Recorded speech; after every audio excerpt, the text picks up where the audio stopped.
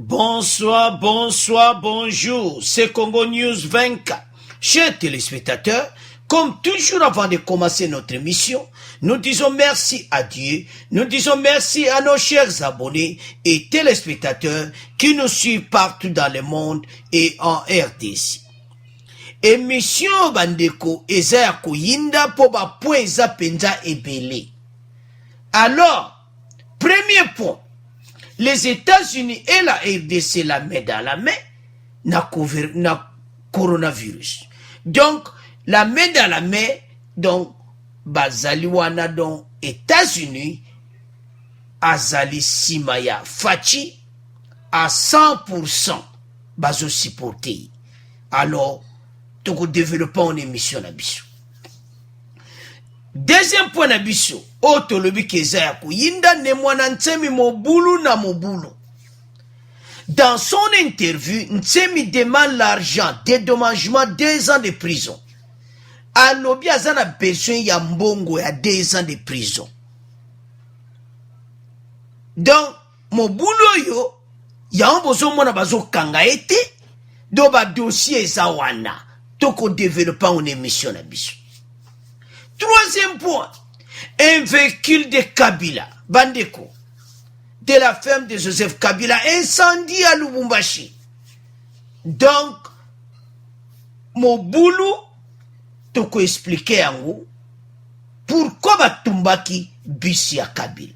Alors, émission de Tolbaki ba point kuyindi, eza kuyinda na émission. Point ya suka Bandeko, à Lubumbashi, les chefs de guerre Gédéon en fuite des soupçons de complicité dans l'armée. Donc, armée, na biso baza ba complice, parce ba preuve ezali toko tiela bino bandeko, yeba yebi place ya azali. Et puis, banakin, ba bimisi ba sekele place azali. Toko développer une émission na biso. Alors, boye bisa bandiko, émission bandi, masolo ezebele, alors bandiko, commençons avec le premier point. Le premier point, chez téléspectateurs, coronavirus. Tese bino ete, maladie oyo, eza vraiment koboma.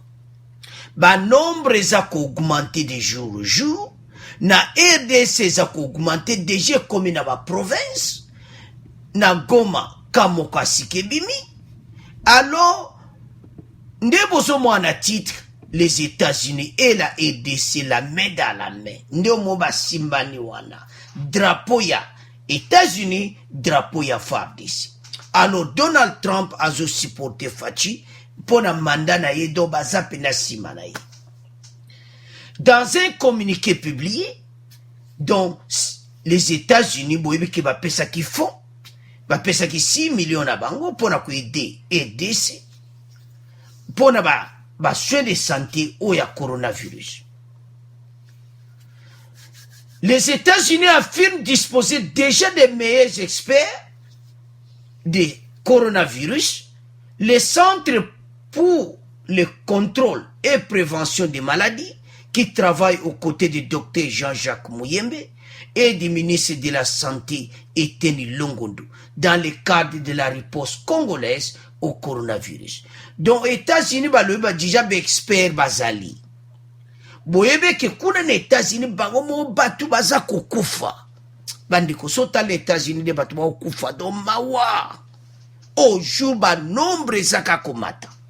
Mais, talande ba lingaka RDC, tala comment ba fungoli moteme pa fachi nde bazo soutenir na makamwe belé ba yebi était président oyo aza un bon président confiance à 100% ba américain ba pese fachi et puis ba lui ba ko supporter ye ba expert américain baza déjà ba centre belé ko fungama. Et puis, bazo travailler à côté, il y a docteur Jean-Jacques Mouyembe.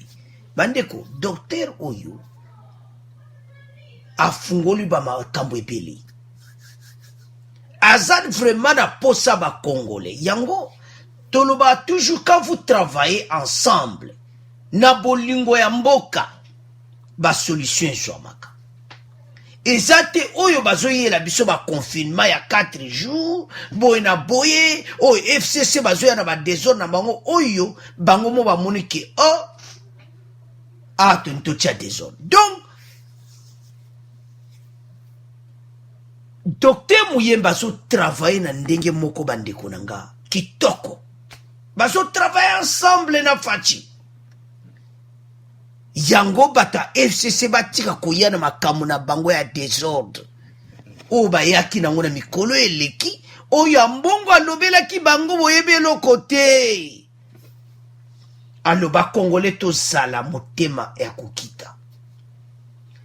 Faci azo travailler ensemble na ba américain bazo supporter biso.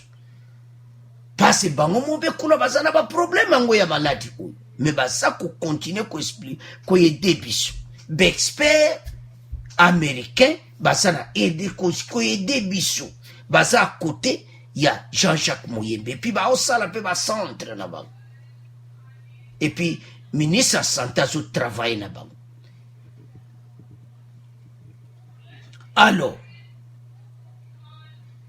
travail au bazo sala bandeko eza po aider ba Congolais. Parce que mboka na biso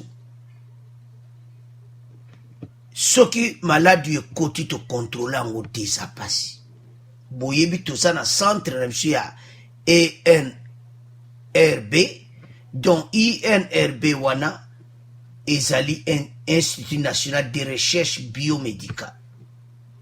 Ezo salaba ko salaba examen et tout ça. Alors bazo travailler, bazo kena ba province ko jwa ba testa batu, ko tala batu, ko tester so zanango. Donc vraiment travail zo salama kitoko. Na ba frontière na biso eza bloqué donc muta okota te, et puis Kinshasa eza bloqué ko kene ba province te. Il faut pas vérifier pour cause aucune province, baye baso eza vraiment important. Alors ba Congolais, transport na Kinshasa, baza ko respecter mibeko. Baza ko tosa oyo Faci alobaki. Eze sengo, beaucoup mona beaucoup yoka message. Alors, tolanda message wana Kinshasa, bon to continue mission na biso. Les autorités ont également demandé aux chauffeurs commerciaux de réduire le nombre de passagers dans leurs minibus de 15 à 10 et les berlines taxi ne peuvent pas transporter plus de 3 passagers au lieu des 5 ou 6 auparavant. Le chef de la police de Kinshasa, le général Silvano Kasongo, a également conseillé aux passagers de ne pas se parler pendant le trajet. Collé, un chauffeur de minibus est déterminé à limiter à 10 le nombre de passagers dans son véhicule. Les restrictions introduites par le chef de l'État pour se protéger contre le coronavirus sont bonnes, mais ce qui nous met en colère, c'est le prix du carburant qui n'a pas changé. Il nous demande de réduire le nombre de passagers dans nos taxis, c'est bien, mais ils doivent nous aider en baissant le prix du carburant, que nous puissions respirer un peu, car maintenant nous traînons que 10 personnes. Certains Quinois doivent maintenant attendre pendant des heures pour avoir un moyen de transport, comme Zizou, un fonctionnaire. Faites vous-même. L'égalité. Comme les gens se précipitent pour entrer et les gens se confinent. Le motocycliste André insiste pour que ses passagers s'assoient à 1 mètre de lui en se perchant sur le bord du siège. En tout cas, dis-moi ça, Nadal protège.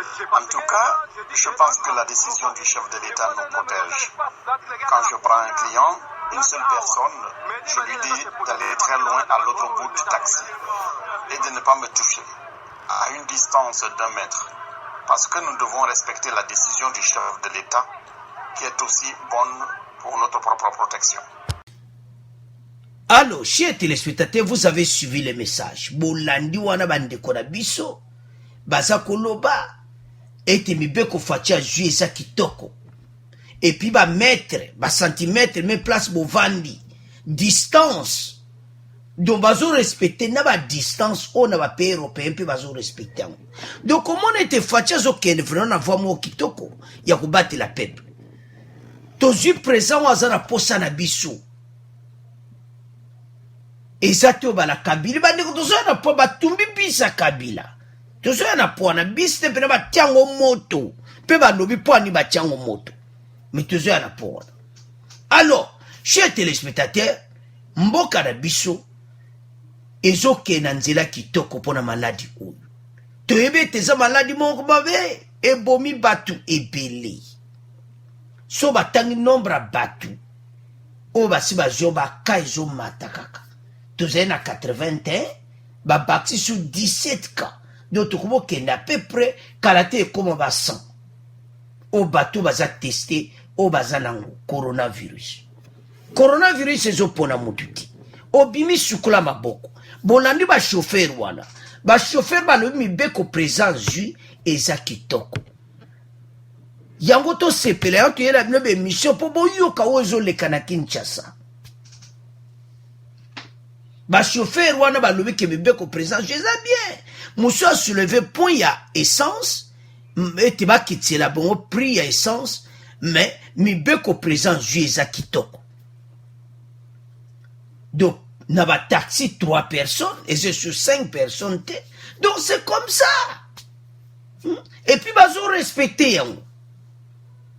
Alors bandeko ezo senga ba congolais to comprendre que à la tête du pays on a un président oazo zo na biso. Malgré et cause à la 100% mais fatia zo travailler pour mboka. Toyeb sa bino chaque fois batu baza kokosa bamakambo eleka na réseaux sociaux il faut kotelemela makambo baloba na réseaux sociaux contre le président de la République parce ba message mosusu olande otali tio bia ozosala kaka masolo mais eza vérité te fatia za bongo te fatia zo bongisa nde ete RDC ezala bien mais akutani na bato ya mabe bato a bien te tozoya na point Gédéon et pas Gédéon akimi mais wana eza poto obebisa ngo te ma secret bimi Jeune Afrique apanzaka kaka mais tozoya na alo bandeko ezosenga bakongole tozala nsima ya faci maladi oyo ekozala kontrole lokola nde bolandi bandeko wana balobi ete makambo présence jo eza bien mpona intere na biso totosa soki totosi sukola maboko no zala na bagel wana alcoolique do makambo ebele okokosomba gel wana te sukolaka maboko no chaque fois maladi oyo eza mabe soki ezwi yo eke na yo mais soki ozwi olanda banorme en tout cas okozala sauvé. Alors bandeko totike ngo na bino tokomoleka sikoyo na deuxième point na biso émission bande chers téléspectateurs. Alors deuxième point na biso chers téléspectateurs ne mwana nsemi mobulu na mobulu mais mobulu yango eza ya nini mobulu na mobulu ndo bazoyoka kaka oyo kisa koyinda quartier ekangami bato ne baza kotia badésordre bavérité ebimi toyokaki interview na ye azaki clair aloyima oyoka nde ye alobaka akobenga faci noko lobi abaluki na ye faci aza noko na yo me tika badésordre abi faci aza oncle na ye me kuna lisusu alobi aloyesu mpe mabe lisu mpo na faci alobeli kabila mabe alobi rwandais donc alobi mpe ya mabe. Alors mobulu yango eza ya nini abimisi sekeli mwana nsemi a été azaki na 2 ans mpona azobenga yango 2 ans de prison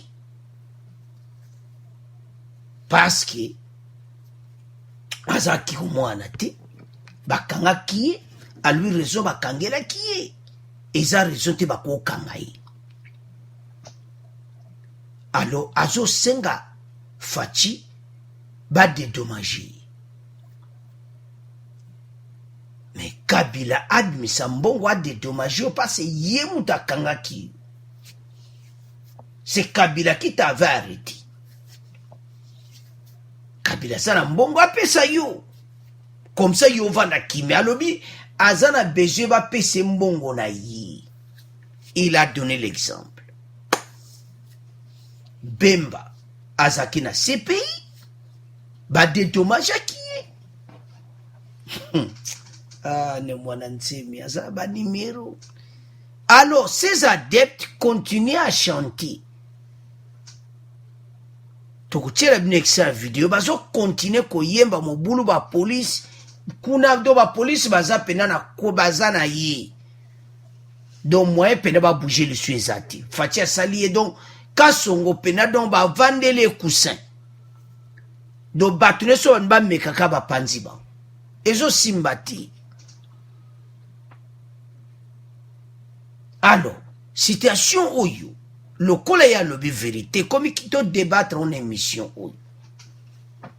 Est-ce que Azo mérité va dédommager? Oui ou non? Parce que raison ba kangela qui est, et ses opinions na ye politique, Kabila kanga qui est, alobeza kabako kanga eti. Palobe babe! Na fayulu abata bengi bébé. Abi fayulu aza bébé. Ah, ne mwana nsemi bon. Mais, et l'autre ntolo ba ezanini. Moko toko mwana mutuna ye.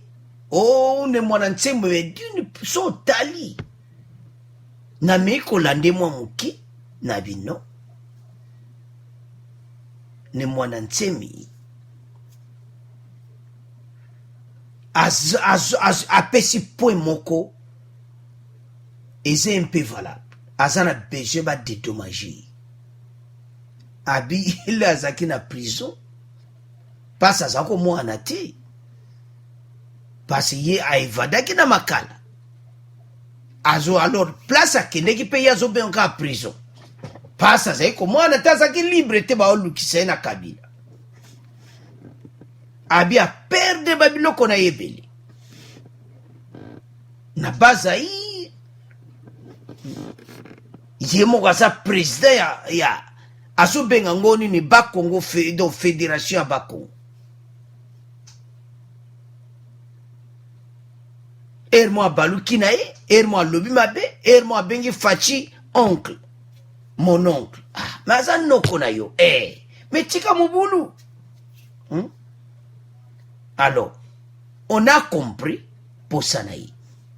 Mais total le chunde ba police bazali banda ndaku naï, na ba adepte naï, bon to continue mission na biso. Banda aussi la maïle.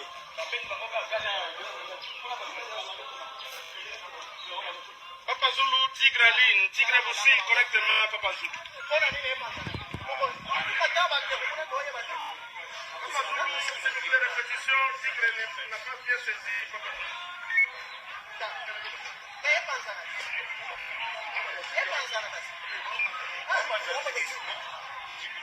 Bazulu bango bakoza koatake type na biso oyo eza na 60 soki 80 jours wana mais bango bazozonga donc eza na sens wana papa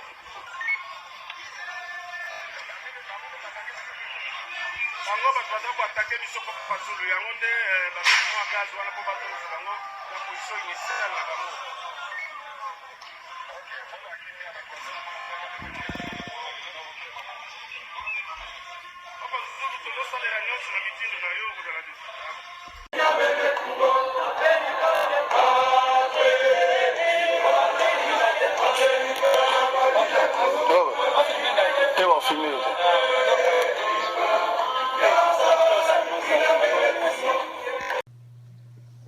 Alors, tolandi libanda wande ba police ba vande le cousin, do ba vande li epenza. Kasongo pena le boko bougeti. Do ba vande li et puis ba adepte na ye baza koyemba. Banzembo baza oyemba eza eti ba combattre coronavirus.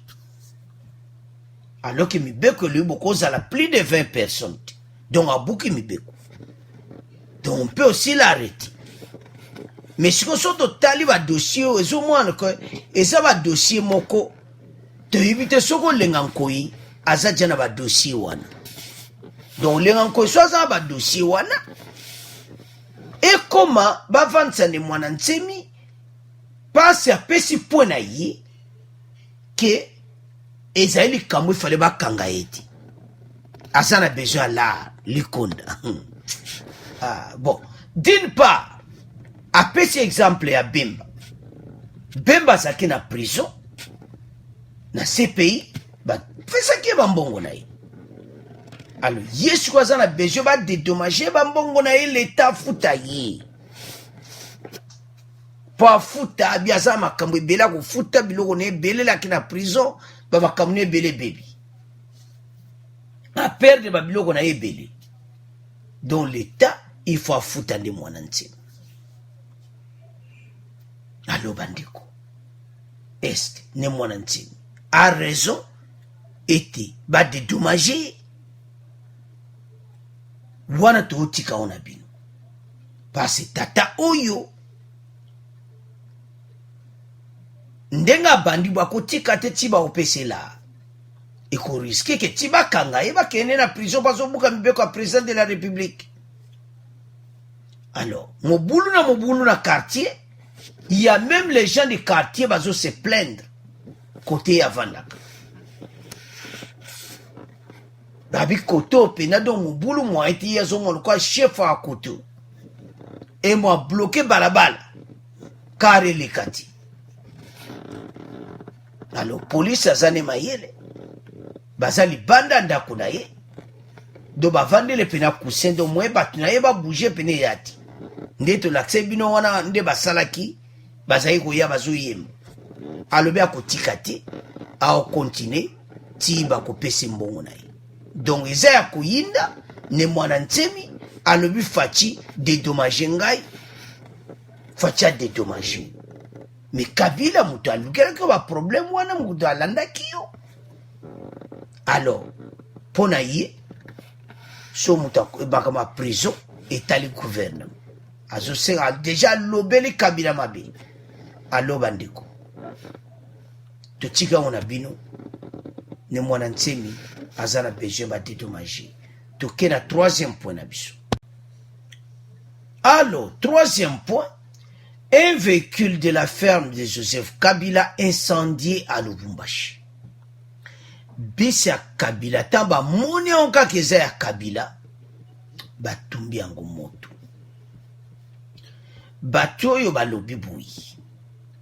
Balobi makambu Gedeon azosala Kabila yebi yango. Ah, Kabila yebi yango.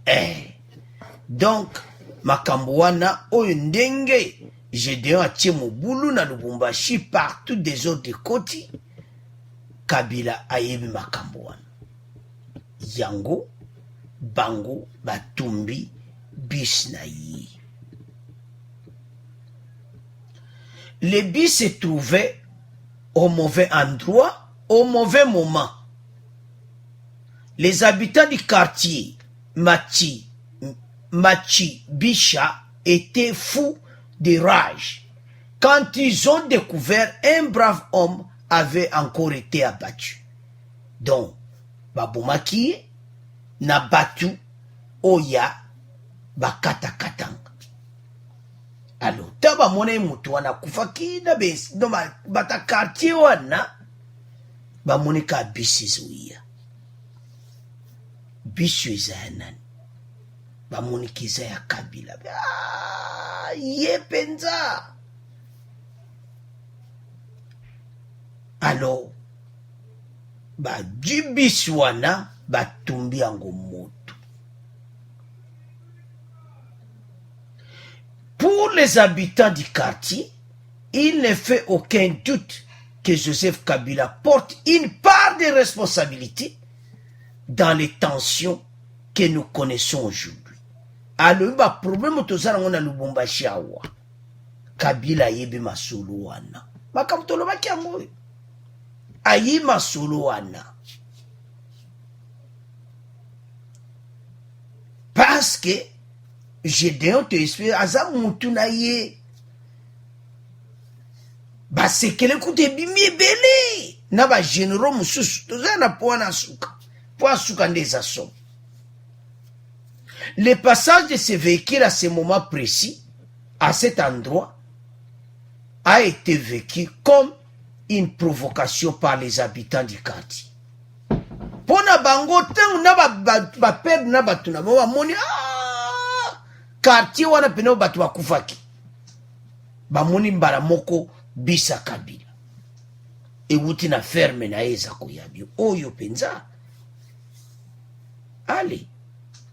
Bazwi yango batumbi yango moto ezopela do bazata na mawa te batumbi yango. Les Katangais, en particulier la ville de Lubumbashi, est particulièrement en colère après les affrontements mortels entre les forces de l'ordre et les manifestants de Katanga, proches de Gédéon. Balobi te photo si sama so yango bandeko toloba point moko Kabila aza na baproblème ebele na bakongoli oyo eza basigne ezolakisa koma peuple aza na colère po atotieli bino photo me bavideo yango eza partout so bota bokomona bela video donc nini ya Kabila ezopela moto.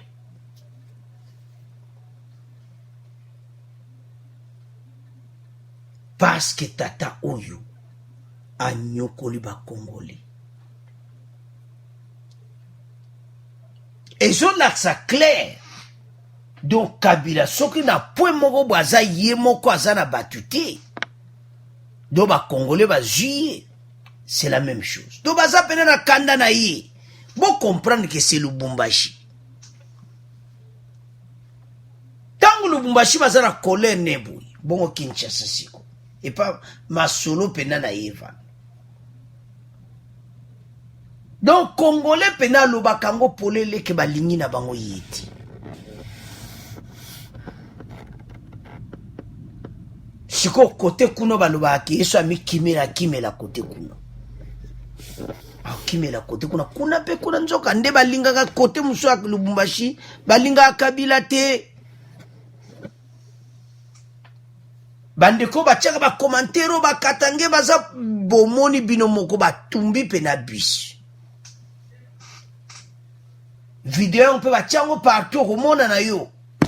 Mais biso te ko pesa bino masolo ko expliquer pourquoi batumba ki bus wana. Balobete masolo a Gédéon yaïe. Oui, c'est vrai. Parce qu'il y a des vérités où ebimi, au jeune Afrique abimi, toujours y a na pono abimisi, na po asuka. Bandeko, toujours mona kaka boye, mais tout y ba été. Le temps est mauvais. Ba Congolais bazai sous ba Congolais wanati. Do ba Congolais ba kunda ba kanda moko mona bisa boyi. Ba chango moto. Sikoyo ya kolo. Et puis zo pela nangwa mutayo bomazate. Batiki na bango ba pompier pe baye na bango te.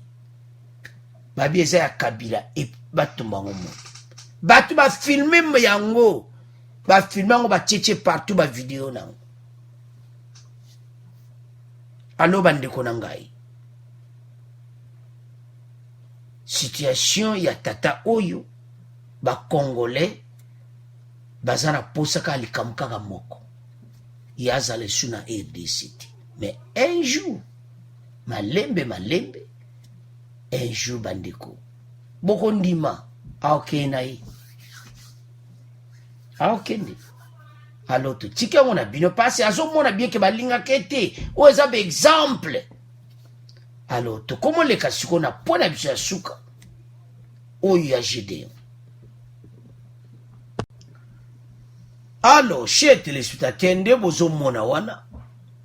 À Lubumbashi, le chef de guerre Gédéon enfouit des soupçons de complicité dans l'armée. Ba secret bimi était batafar d'ici na bakonzi musuku to batangi kombo na bango tokotiela bino ba extrait batangi na kombo ya général obozomona Numbi batangi kombo na ye biso batotangi te batangi kombo na ye ke ye ayebi place Gédéon azali. Alo bandeko awa balobi clair yango tokotiela bino ba extrait bokota boloba Jeune Afrique akomi boye e bomona siko na kini bana kini bazoloba baatanga kombo ya Numbi. Les chefs de la milice Bakatakatanga ayant attaqué plusieurs villes de Okatanga samedi 28 mars auraient fui sa résidence surveillée la veille des offensives avec la complicité active de hauts gradés de l'armée congolaise. Bango soki balobi eza ya solo. Je répète encore.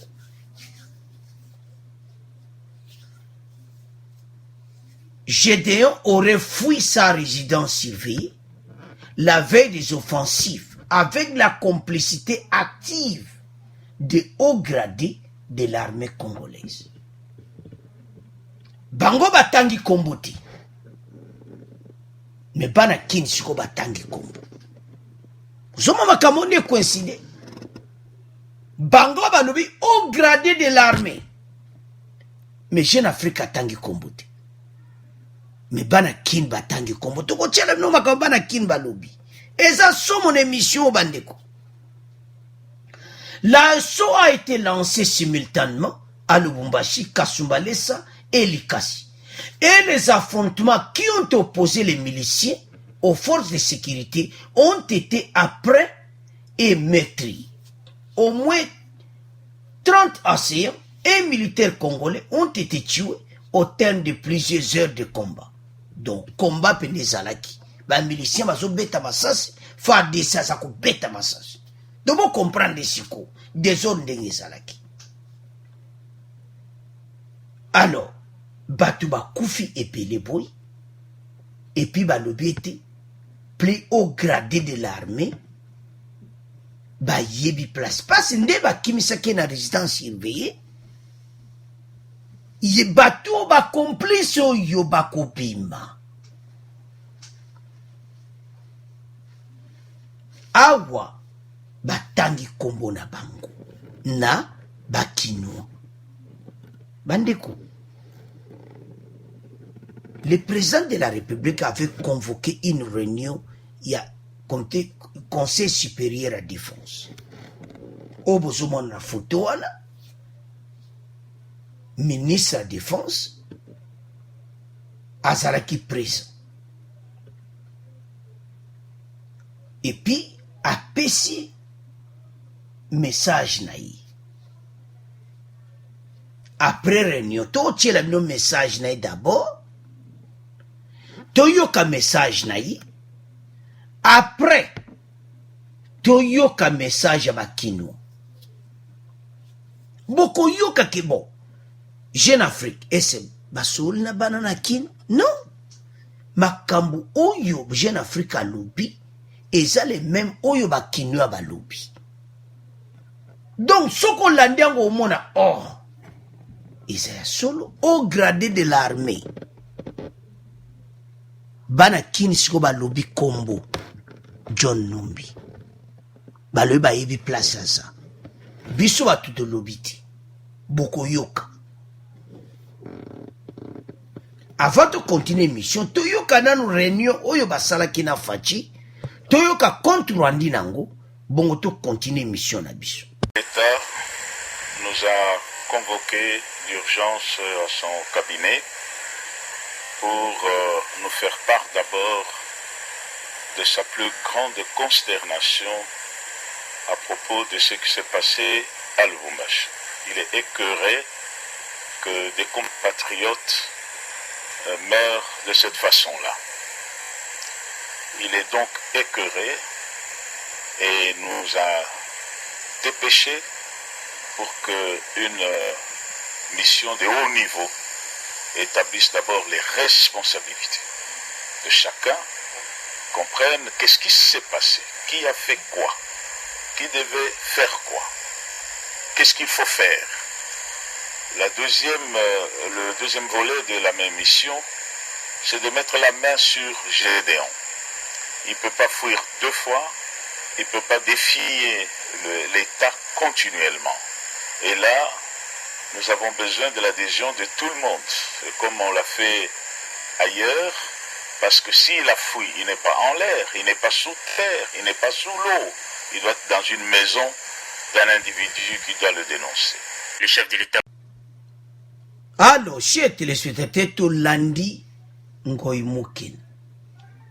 Tolandi, on a besoin de sous-solter, bon, wazawad, papa. Parce que bana kimba lobi ango. Tozo tie la bino extra bana Kinshasa à tout à l'heure. Bana kimba lobi. Jeune Afrique lobby. Yo lobby azana sous-solté, aza quelque part. Mais bon zoye, bon kange, bon yanaye, ndenge président de la République à lobby.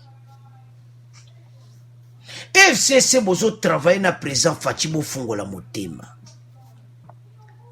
Bon Fungola Motema parce que c'est le peuple qui souffre. Bino bozo mona ke bo tia Fachiba kal, mais bozo tia Fachiba kal, tezande peuple azo subir ba conséquences.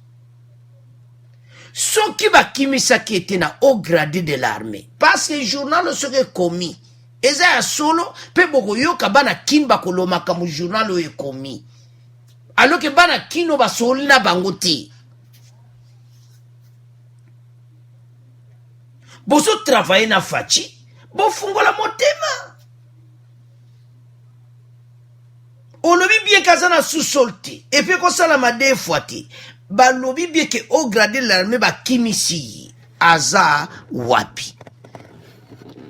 Boko lobate. Mais bana kin ba ko loba. Bande ko boko yoka ba sekere ko bima.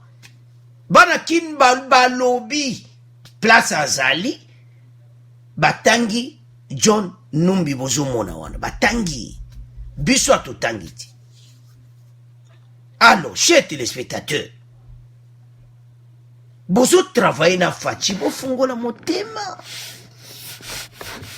Bakalo zokende tiwa pito du président ya bien boui. Bino boza ko aider président de la République. Bozo tia président bakal na bakamu tala mutu abwaza mutu makoza libanda ti. Combien de morts? Ba innocent. Asa mutu mo ifo ba bomba yi. Boye la, bo joye, boyana yi. Alors, sans plus tarder, Toyo Kasiko bana Kinshasa, basala masolo a propre, batange la biso kombo. Alors, ce qui ngoy mouke na zolanda émission, ayoka, akene siko atuna mkonzi yo général oyo. Batangi kombo na yo. Batangi na mboka, batangi na ville, bata Lubumbashi ba bengi bango. C'est-à-dire Lubumbashi, ba Congolais na Lubumbashi ba bengi Kinshasa, ba lobi place Gédéon azali, mokonzi armée boyi, amema ki na place boyi na mboka boyi. Ba ki la bisoyi, ba yanayi, akene prison. Alors, toyo kabana kin, bongo to continue mission na biso. Fachi beto azo luka Gédéon Kyungu. Mais ba pesi na place Gédéon Kyungu azali. Ba kimisaki ye et pas John Numbi. Muto abengi nga na katanga alobi kotanga kombo na ngate. Alors balobi nini? Balobi nde zana. Les éléments de Gédéon Kyungu en connivence avec certains éléments de FRDC cherchent à attaquer les dépôts d'armement de Kimbeimbe. Ngana zana Lubumbashi tena bino bozala ki boyebi Kimbeimbe. Voilà, balobi ezali dépôt d'armement de Kimbeimbe et celui de Mayenga. IDPS viva. Balobi est celui de Mayenga. Donc il semble que Gédéon Kyungu est à Kilwa. Azana Kilwa. Balobi Azana Kilwa. Voilà, merci Venangai. Azana Kilwa balobi bakimisi ende na otobengi jeep médical. Alors, chers téléspectateurs, nous avons suivi. tolandi ba jeune ya IDPS na Kinshasa ba lobby azana kilwa ba beze pa John Numbi ayebi place ya azali sikoyo bake kozela biso yi po ba lobby kazani sur sol bolandi interview yango imoke na ministre de défense. Ministre de défense alobi azani na sous-sol ça donc bayebi place ya zati mais siko toyoki bana kin batangi place ya azali bakozwa ye bayela biso ye bandeko ezosala pasi na émission oyo koyoka ba vérité aboyi koyoka ba vérité aboyi siko bango basololi na Jeune Afrique non basololi te parce que Jeune Afrique alobi yango que Gédéon Kungu aurait fui sa résidence surveillée la veille des offensives avec la complicité active des hauts gradés de l'armée.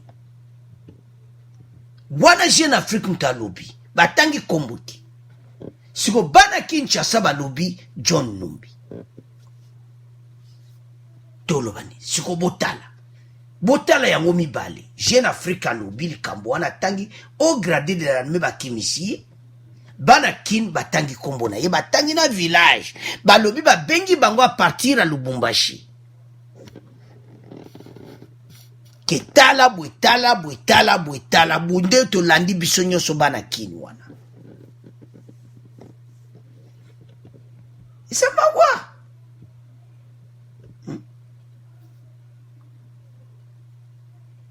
parce que makamba boye eza pena kitoko te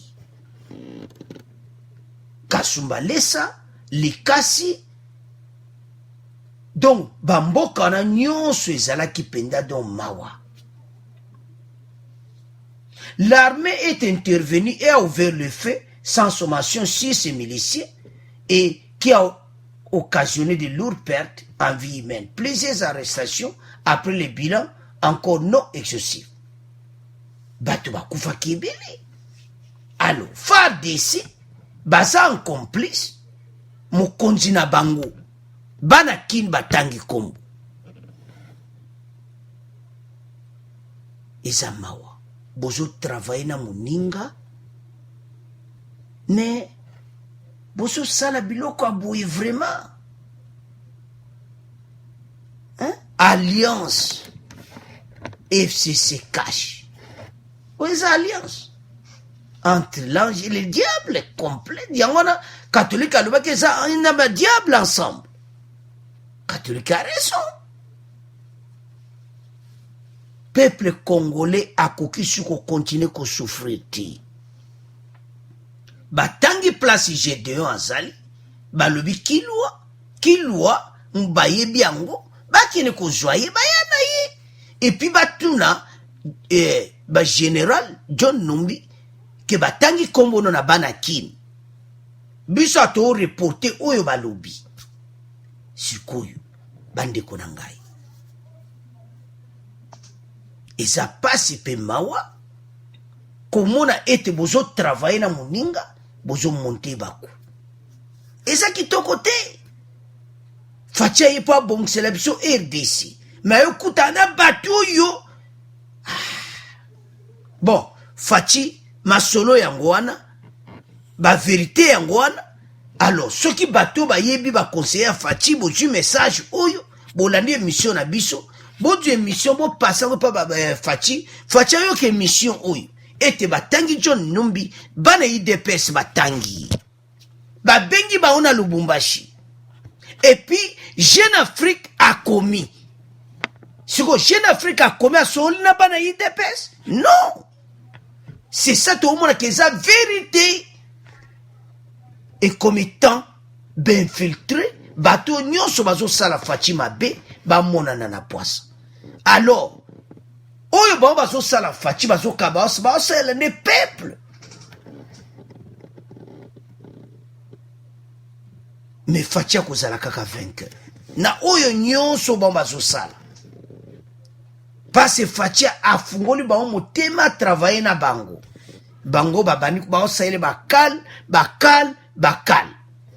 ministre ya défense makambo alobi bolandi siko bolandi ministre ya défense bolandi bana IDPS siko bino mo bojuge totika ngo na bino bokomante parce que eza mawa mingi pays tokotambola boye te tozwi présent malamu mais azotravaille na bato mabe.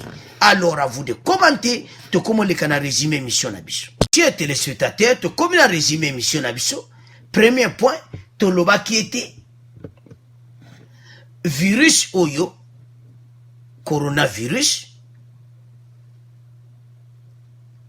eza toujours koboma. Tokeba États-Unis bazo travailler la main dans la main na fachi pour ba aider ba Congolais et puis tolandi extrait ya ba taxi wana bazo respecter mibeko fachi alobi balobi eza bien. Ba sepel vana mibeko fachi apesi. Wana ezaki premier point. Et puis deuxième point na biso bandeko. On avait parlé de Nemwana Ntsemi. Nemwana Ntsemi azo senga dédommagement. Alobi mbemba kota ki CPI ba dédommage ki yepe bakanga ki pendant 2 ans, l'air a évadé na makala, akia koti donc azaki pendant 2 ans, a perdre bambongo na ye, il faut ba dédommager bambongo na ye nande Kabila kangsaki. Alors azo senga fachi a dédommager yango wana azo continuer mobulu chaque jour, mobulu na mobulu. Troisième point, véhicule de la ferme de Joseph Kabila incendie à Lubumbashi. Balobi ete ye aye masola Gédéon yango batumbi bis na ye. Do ba peuple azali na kanda na Lubumbashi. Aye masolo wana. Alors point suka ezao ba secret bimi Jeune Africa lobby et puis ba ndeko oyo mususu pe oya biso na Kinshasa pe ba lobby eza ya koyinda esi eyindi bandeko. Alors totika ngo na bino ndeka tolobaka ete bosabone massivement pour bo aider biso ete to kende liboso de la émission kitoko. Alors merci pour les commentaires na bino. Au revoir, à la prochaine.